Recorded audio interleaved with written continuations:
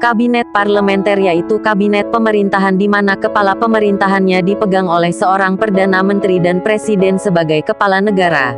Dalam sistem pemerintahan parlementer, seorang perdana menteri memberi laporan pertanggungjawaban kepada parlemen. Berbeda dengan sistem pemerintahan presidensial di mana kepala pemerintahan dan kepala negara dipegang oleh presiden dan presiden memberi laporan pertanggungjawaban kepada parlemen. Kabinet parlementer di Indonesia mulai dikenal semenjak Indonesia merdeka.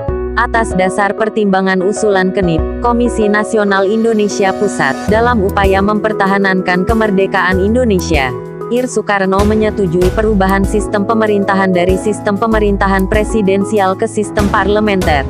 Hal ini ditandai dengan diangkatnya Sultan Syahrir sebagai Perdana Menteri.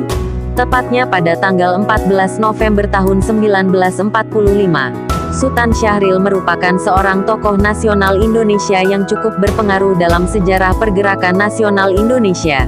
Pada akhir penjajahan Jepang di Indonesia, Sultan Syahrir merupakan salah satu orang pertama yang mendengar berita kekalahan Jepang kepada sekutu. Menyerahnya Jepang kepada sekutu dimanfaatkan oleh Sultan Syahrir dan tokoh pemuda lainnya untuk menekan Ir Soekarno dan Hatta untuk segera memproklamirkan kemerdekaan Indonesia. Peristiwa ini dikenal dengan peristiwa Rengas Dengklok. Akhirnya Soekarno bersedia memproklamirkan kemerdekaan Indonesia pada tanggal 17 Agustus tahun 1945. Setelah Indonesia merdeka, Sultan Syahrir duduk di KNIP Pusat. Dalam Komite Nasional Indonesia Pusat, KNIP, Sultan Syahrir salah satu anggota yang vokal dan berpengaruh. Pada tanggal 16 Oktober tahun 1945 ia diangkat menjadi Ketua Badan Pekerja KNIP. Pada saat dia menduduki jabatan tersebut ia berusaha mewujudkan KNIP sebagai lembaga legislatif bukan hanya sebagai sebuah badan pembantu presiden. Langkah Sultan Syahrir didukung oleh Wakil Presiden Muhammad Hatta. Muhammad Hatta mengeluarkan maklumat Keputusan Nomor 10 tentang pemberian kekuasaan legislatif kepada KNIP dan KNP turut membantu Presiden merumuskan GBHN, garis-garis besar haluan negara.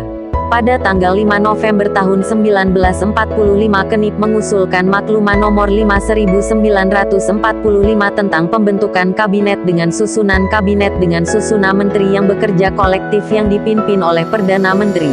Perdana Menteri ditunjuk oleh Presiden sebagai kepala negara. Perdana Menteri bertanggung jawab kepada KNIP, Parlemen. Pertimbangan Sultan Syahrir dan anggota KNIP lainnya mengusulkan pembentukan kabinet parlementer demi upaya mempertahankan kemerdekaan Indonesia, sekaligus sebagai strategi perjuangan politik demi mendapat pengakuan internasional tentang kemerdekaan Indonesia. Karena negara sekutu dan Belanda tidak mau bekerja sama dengan Soekarno. Soekarno dianggap sebagai antek Jepang dan seorang penganut fasisme. Akhirnya usulan KNIP diterima oleh Presiden Soekarno. Pada tanggal 14 November tahun 1945 Presiden Soekarno menunjuk dan melantik Sultan Syahrir sebagai Perdana Menteri.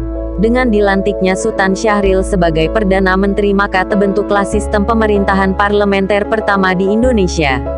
Berikut susunan Kabinet Parlementer pertama Indonesia. Menteri Dalam Negeri, Sultan Syahrir.